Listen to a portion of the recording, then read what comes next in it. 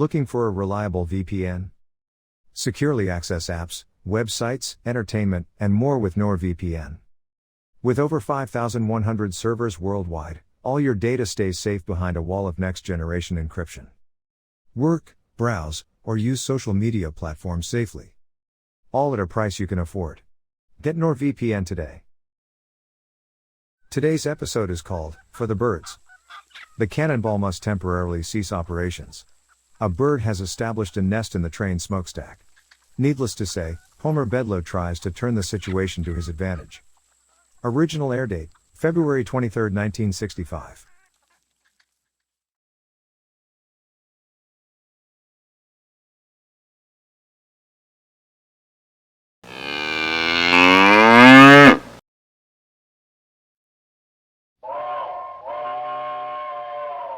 Come ride the little train that is rolling down the tracks to the junction. Forget about your cares, it is time to relax at the junction. Lots of curves, you bet, and even more when you get to the junction. Petticoat Junction.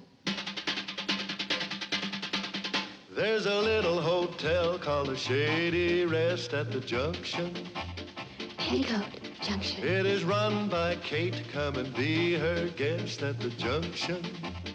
Petticoat Junction. And that's Uncle Joe, he's a moving kind of slow at the junction. Petticoat Junction.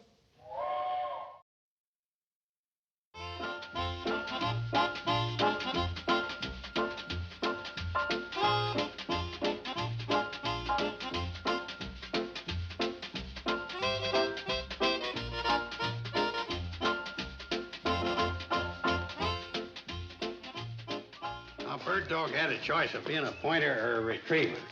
Now, which one do you want to be? Look, don't you want to learn a trade? Do you want to spend the rest of your life on the bottom rung of the ladder of dogdom? I didn't get where I am sitting around wagging my tail, bumming dog biscuits, and barking the train in. Now, which do you want to be, a pointer or a retriever? Pointer. Okay. Now we'll imagine that Wilbur here is a pheasant. Now this here is the accepted procedure of pheasant pointing. The dog, which is you, sniffs his way across the field. When getting the pheasant in his scent, he freezes to a point position, making a human error of himself. Nose pointed toward pheasant, tail pointing straight out. You don't move so as not to alarm the bird. No talking, no scratching, no tail wagging. Now, you got any questions so far? Just one. Yeah, what is it? Oh, hi, Key.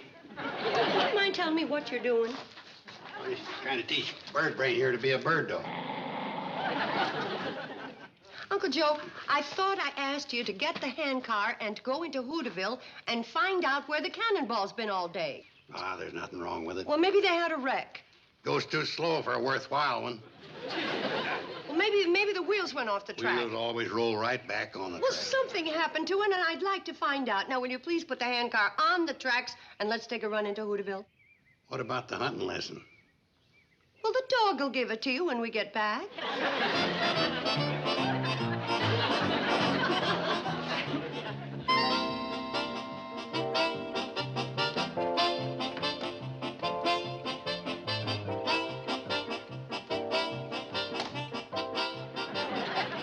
Still here. How's she look? Kinda peaked. You would too if you just laid 5 little white eggs.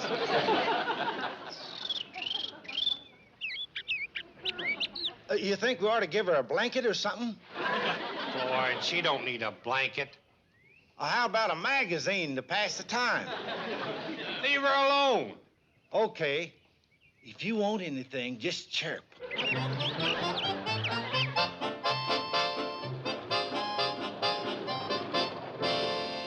Here's the train. I told you nothing's happened to it.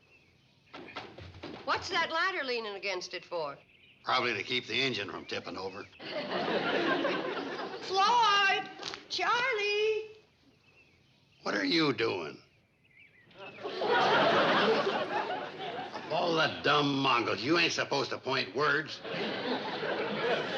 Unpoint. Now go find a live bird. Kate, will you look at that untalented Airedale pointing the locomotive? Does that look like a live bird? You need glasses. Maybe he's trying to tell you something. Yeah, how stupid he is.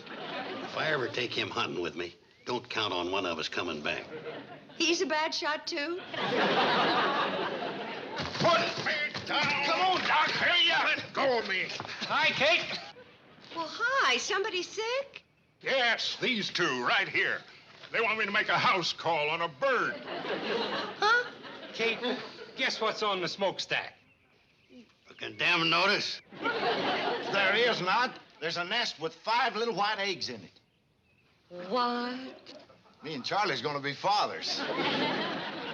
Well, congratulations. Have a cigar. Thanks. Give me that. See, Uncle Joe? The dog didn't know what he was pointing at. So you got lucky. What are you waiting for, Doc? Up the ladder. Come on, I'll have you. No, I'm not climbing up any ladder. Well, in her condition, we can't take her to your office. It wouldn't do any good anyhow. I don't take care of birds. Well, what about that hippopotamus oath you doctors are always taking on TV? Hippopotamus. If you can take care of hippopotamuses, you can take care of birds. They're both the same kind of different animals.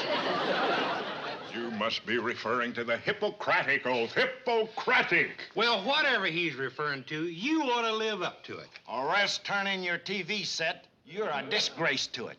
Now, boys, you're being a little unreasonable. Doc has all he can do to take care of his people patients. And birds ain't people.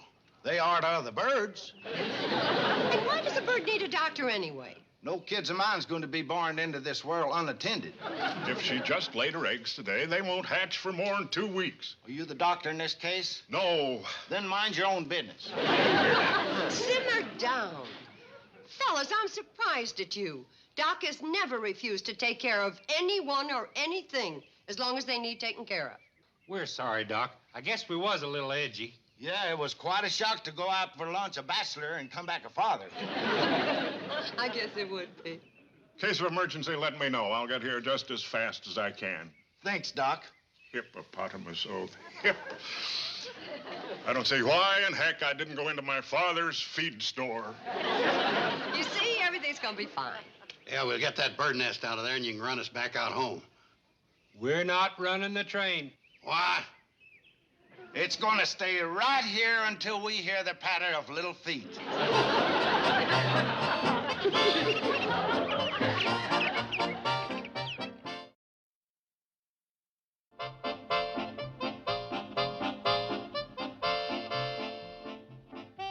Hooterville Cannonball gets the bird.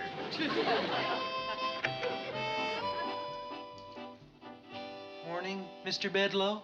Good morning, Evans. How are you this morning? You won't flog me, sir? Flog you? What's the matter with you? The way you said, "Good morning, Evans." You're in a horrible mood. I'm in an excellent mood. I found a new hobby. Collecting antique thumb screws? Bird watching. Here, read this. Aloud. Homer Bedloe, the genial and jovial manager of the C&FW Railroad, announced today that he's temporarily suspending service on the company's Hooterville branch line, pending the hatching of 5 tiny little white eggs, which occupy a nest on the smokestack of the branch line's crack train, the Hooterville Cannonball. Crack train. I'd like to meet the moron who said that. How do you do? You mean you? Read on. Mr. Bedloe stated firmly the train will not run until the eggs have hatched. Motherhood comes before anything. You should sue the paper for misquoting you. Right, that's what I said. When I first heard about the little mother, I called the newspaper and arranged to have them send a photographer to Hooterville to make this picture. But Mr. Bedloe... Evans, how long have I been trying to shut down the Hooterville Cannonball? It's been a lifelong project. And have I been successful? No. Well, what I haven't been able to accomplish, nature has. Somebody down there likes me. But, sir, when the eggs hatch, the Cannonball will roll again. You know, Evans, when you first came in here, I took a look at you and I said, there's a young man who has the makings of a first-class fink. You've been a great disappointment to me. I'm sorry, sir. Can't your puny mind grasp the sneaky elements of this situation? Why does a train run? Well, you put coal in the engine, and that makes steam. No. A train runs because it has a franchise with the State Railroad Commission. Now, the franchise for the Hooterville branch line requires that a train, that is an engine and a coach, that's all the miserable equipment I have anyway, complete a round-trip run between Hooterville and Pixley at least once every 2 weeks, or else they cancel the franchise. I see. And since it takes 2 weeks for the eggs to hatch... I've already alerted Williams of the State Railroad Commission.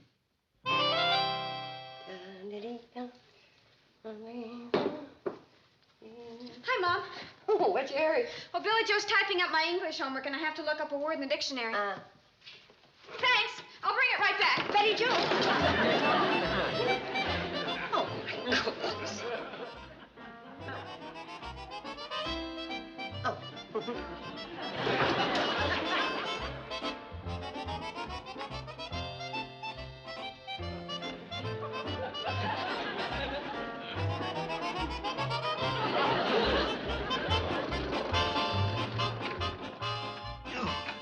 Doggone bird.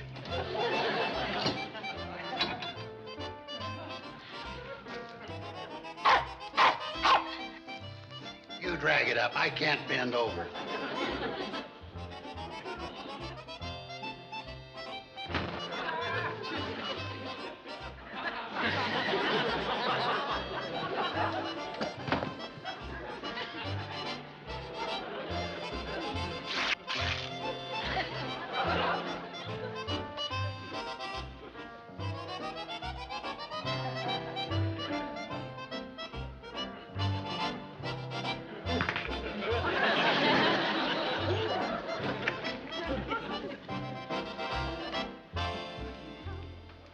Hi, Kate. Uncle Joe! What's the matter? Oh, would you get the book? Kate, I was just getting ready to read the paper. My back's killing me. You know how many times I pumped that handcar to Hooterville and back today? 6. All on account of that stupid bird. The book! Oh, Kate.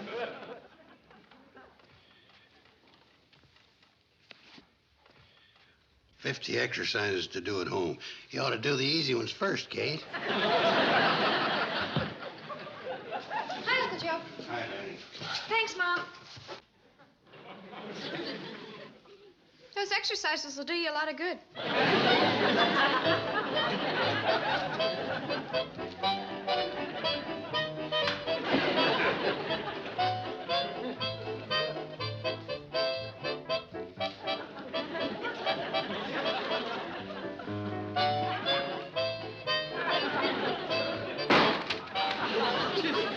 Where's the sack of flour I asked you to bring me home from Sam's? Oh, the dog's bringing it. What?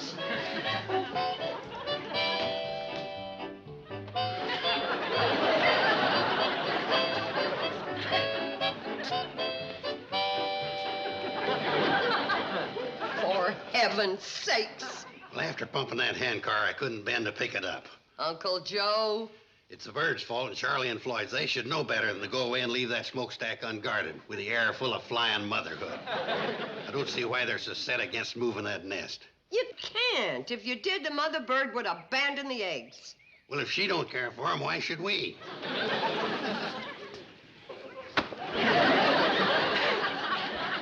Don't touch that. I have to look up the spelling of another word. What word? Philatelist. Philatelist? That's easy. F-I-L-L. Take the dictionary and put this under the leg. What's the matter with him? That ain't a bird. 38 breeds of dog, and we have to get stuck with this lunkhead. Where's the dictionary? Here. Philatelist. Mom, did you see this? It's the bird. There's a story about it. What does it say? I can't see it without my specs. Here I can.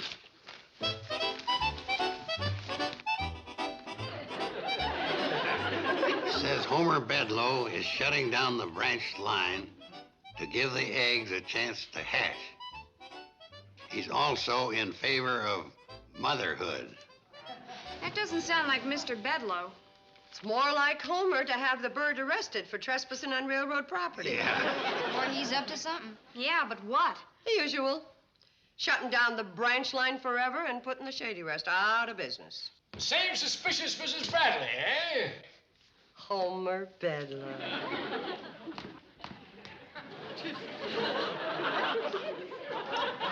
What was he doing?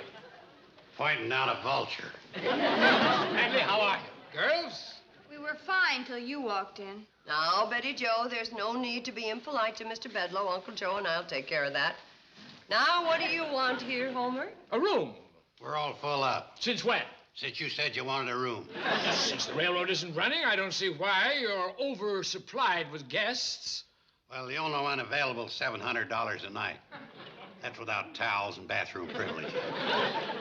If you want to see it, I'll have the girls take the mops and brooms out of it. Mrs. Bradley, there's no reason for you to act like that.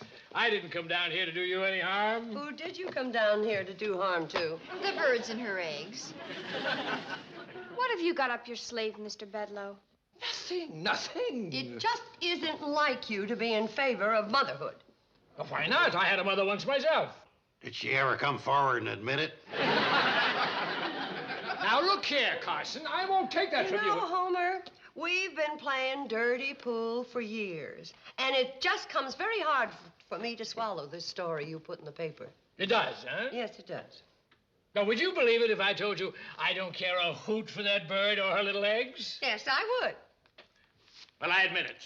Personally, I hate birds singing and tweeting, laying their silly eggs in inconvenient places. But as an official of the C&FW Railroad, I love that bird. He's worth millions to us in publicity. A big, giant railroad grinding its wheels to a halt to let a little bird give birth to her young. It's a new image we're giving to the public. The railroad with a heart. I forgot to mail these dismissal notices, didn't I? Mom, what do you think? It makes sense. I wouldn't trust him within a 10-foot pole. Me either. I said it makes sense. I didn't say I trusted him. Homer, you can have your room if you want it, but we're going to be watching you like a hawk to make sure that you don't do anything to that little bird or her eggs. Oh, believe me, Mrs. Bradley, I'm more interested than you are in not harming that little bird. I want those eggs to hatch, no matter how long it takes.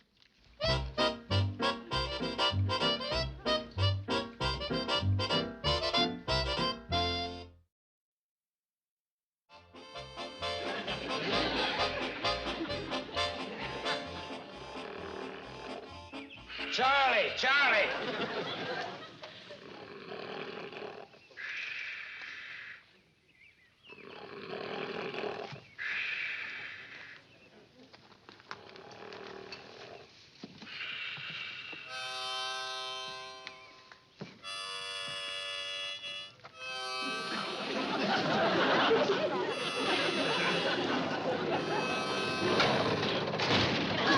Joe, you're going to scare the mother bird.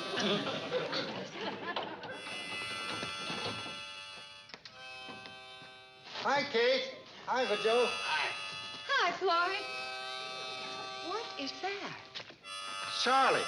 He's snoozing, snoring, and serenading. Floyd! You'll be right out. Floyd Smoot, did you? Oh, hi, Kate. Hi, Joe. Hi, Charlie. Uncle Joe and I brought you your supper. Oh, Kate, you've been bringing us our dinner every day for a week. You don't have to. She does, too. You won't eat my cooking. Try some fried chicken. Kate, you didn't bring along any of them hard-boiled eggs, did you? No. Good. I just can't eat them hard-boiled eggs when she's looking at me. Seems to upset her. How is Lady Bird?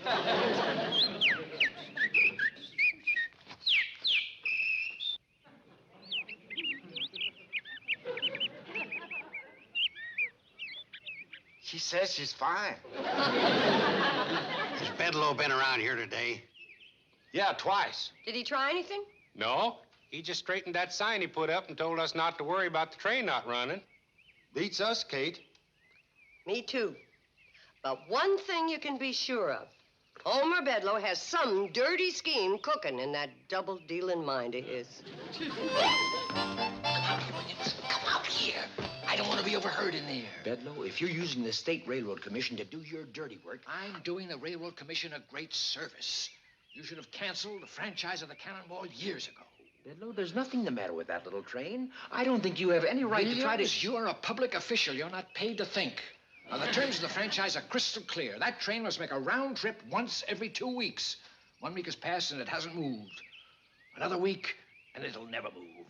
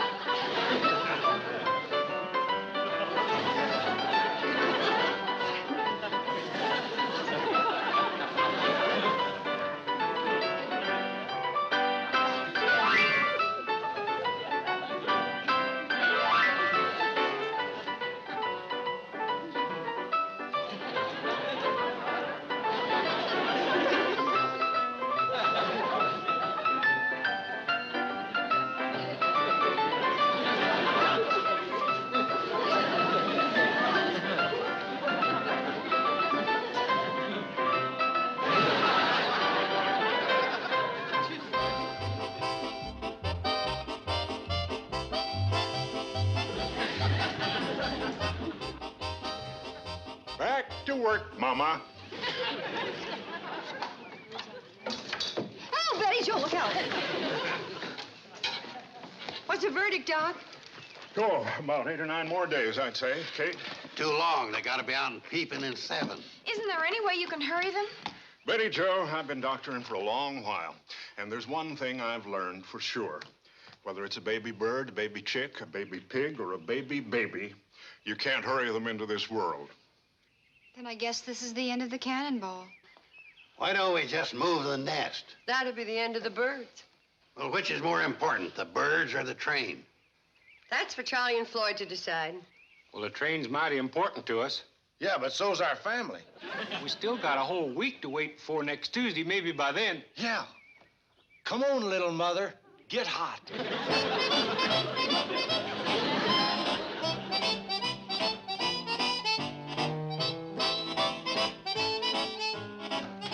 Happy Tuesday morning to all of you.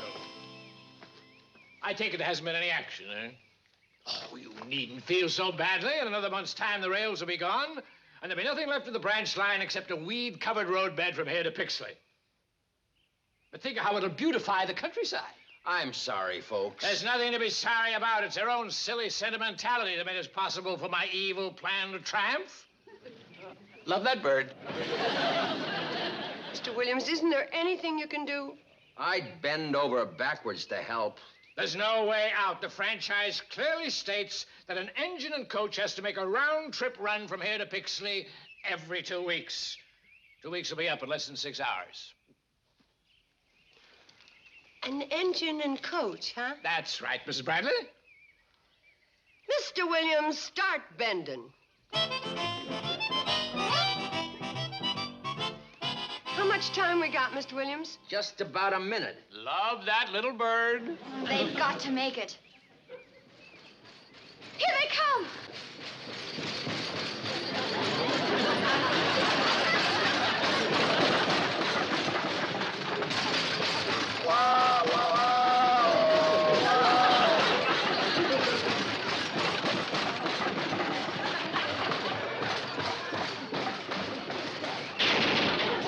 Did they make it? By 2 seconds. I protest! Quiet. We almost didn't make it up Bleeker's Hill coming out of Pixley. Now, see here, Williams, you're not going to let them get away with this, are you? It's a coach. The stagecoach that Lem Waller's dad ran between here and Pixley, long before the Cannonball. Well, you're lucky it's still around. You're going to need it now that the Cannonball isn't going to be running anymore. What do you mean? The franchise clearly called for an engine and a coach. Well, where's the engine? There it is. Uncle Joe's wooden engine.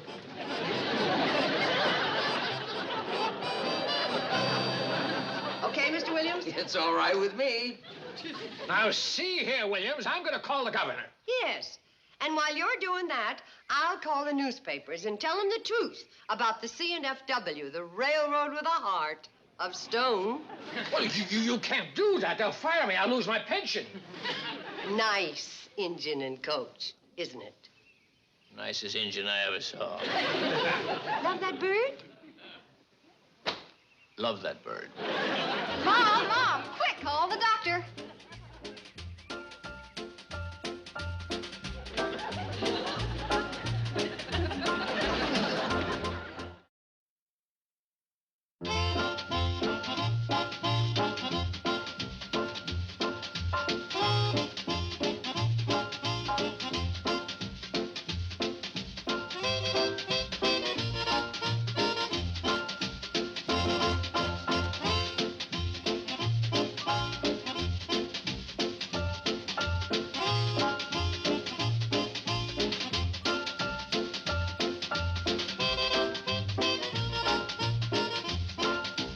Petticoat Junction.